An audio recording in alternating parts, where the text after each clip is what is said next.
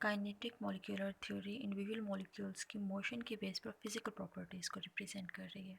ये बताती है एवरेज काइनेटिक एनर्जी जो केल्विन टेम्परेचर के डायरेक्टली प्रोपोर्शनल है। मॉलिक्यूल्स बहुत ज़्यादा स्पेस डिस्टेंस से सेपरेशन होती है। इनके एक्चुअल मॉलिक्यूल्स का जो वॉल्यूम होता है होता है अट्रैक्टिव फोर्सेस ना होने के बराबर होती हैं। इनके दरमियान कोलिजन्स होती हैं, हैप्पैज़ार्ड मोशन होती है। आइडियल गैस लॉ हमें बताते हैं P V is equal to N R T, pressure है, वॉल्यूम है, मोल्स एंड टेम्परेचर है, आइडियल गैस कांस्टेंट है। इनका रिलेशनशिप बताती है actually ideal gas law.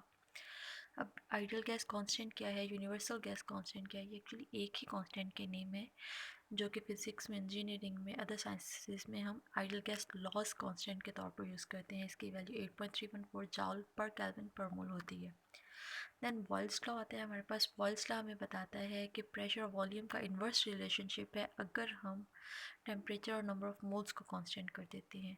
Charles law हमें बताता है कि वॉल्यूम और टेम्परेचर का डायरेक्ट रिलेशनशिप है अगर हम नंबर ऑफ मोल्स को और प्रेशर को फिक्स कर देते हैं।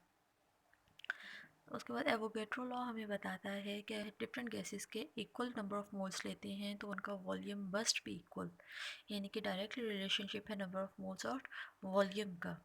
इनको हम एस टी पी पे स्टडी करते हैं। एमंटॉन्स लॉ हमें बताता है कि प्रेशर और टेम्परेचर डायरेक्टली प्रोपोर्शनल होते हैं for a given constant number of moles या for a given amount of gas if unchanged volume. ये जितने भी हम वेरिएबल्स पढ़ रहे हैं ना, इनमें से कुछ वेरिएबल्स को कांस्टेंट करते हैं तब जाके हम बाकी वेरिएबल्स को स्टडी करते हैं। लेकिन जब हम टेम्परेचर और प्रेशर की बात करते हैं तो हम स्टैंडर्ड टेम्परेचर प्रेशर लेते हैं।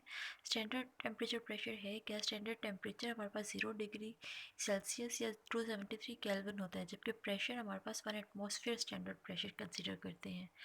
और एस टी पी पर 1 मोल ऑफ गैस को अगर हम लेते हैं तो वो 22.414 लीटर ऑफ वॉल्यूम कंटेनर का ऑक्यूपाई करेगा। तो ये चीज़ें याद रखने वाली हैं कि हम स्टैंडर्ड चीज़ें कौन कौन सी ले रहे हैं। स्टैंडर्ड हम टेम्परेचर ले रहे हैं, स्टैंडर्ड हम प्रेशर ले रहे हैं। नंबर ऑफ मोल्स की बात करते हैं तो नॉर्मली हम 1 मोल के साथ इक्वेशंस को ट्राई कर लेते हैं। वॉल्यूम जो है 1 मोल के लिए एस टी पी पर 22.414 लीटर ही रहेगा। Dalton's law of partial pressure है, अगर हम मिक्सचर ऑफ गैसेस को देख रहे हैं तो in a mixture of gases the total pressure will be the sum of partial pressure of gases। तो डॉल्टन्स लॉ हमें बताता है कि हम मिक्सचर ऑफ गैसेस के साथ भी वर्क कर सकते हैं। सिर्फ एक गैस को एक टाइम में स्टडी नहीं कर सकते। अगर हमारे पास मिक्सचर ऑफ गैसेस हैं, फॉर एग्जांपल ऑक्सीजन भी है, हाइड्रोजन भी है, वाटर वेपर्स भी हैं हमारे पास, सांस लेते हुए नाइट्रोजन भी आती है हमारे पास, तो मिक्सचर ऑफ गैसेस होता है। मिक्सचर ऑफ गैसेस को हम Dalton's law of partial pressure के थ्रू स्टडी कर लेते हैं। डॉल्टन्स लॉ का स्टडी करते हुए हमने बात की है कि पार्शियल प्रेशर के सम अप के इक्वल होगा। तो पार्शियल प्रेशर हमारे पास कहाँ से आएगा? ये पार्शियल प्रेशर जो होता है इसके लिए हमारे पास मोल फ्रैक्शन होने चाहिए कंपोनेंट्स की। फॉर एग्जांपल 2 कंपोनेंट सिस्टम हम ले रहे हैं, कंपोनेंट ए है, कंपोनेंट बी है, तो उनके हम मोल फ्रैक्शंस निकालेंगे, यानी कि mole of that component divided by number of moles of total elements. जितने भी हमारे पास कंपोनेंट हैं उनके टोटल नंबर ऑफ मोल्स लेंगे और उसको उस कंपोनेंट के साथ डिवाइड कर देंगे तो हमारे पास मोल फ्रैक्शन आ जाएगी। अब मैं यहाँ पे एक क्वेश्चन अराइज करती हूँ, आपको एक क्वेश्चन दे रही हूँ छोटा सा। हाइड्रोजन, नाइट्रोजन और अमोनिया के नंबर ऑफ मोल्स का मैं कह रही हूँ कि इतने इतने ग्राम्स हैं हमारे पास, इनके आप मुझे मोल फ्रैक्शंस बता दें। तो आप सिंपली क्या करेंगे, इनके number of moles find out करेंगे और टोटल नंबर ऑफ मोल्स से डिवाइड कर देंगे तो आपके पास उनकी मोल फ्रैक्शन आ जाएगी। लेकिन याद रखिएगा तमाम मोल फ्रैक्शंस का सम अप जो होता है वो 1 के इक्वल होता है।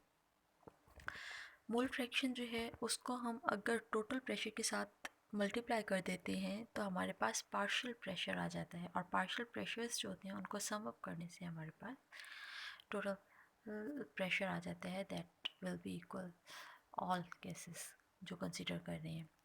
अब यहाँ पर एक क्वेश्चन है कि ह्यूमिड डे है, समर में मोल फ्रैक्शन है वाटर वेपर्स का 0.08287, ठीक है, और टेम्परेचर दिया हुआ है 25 डिग्री सेल्सियस, एटमॉस्फेयर दिया हुआ है आपको 0.977।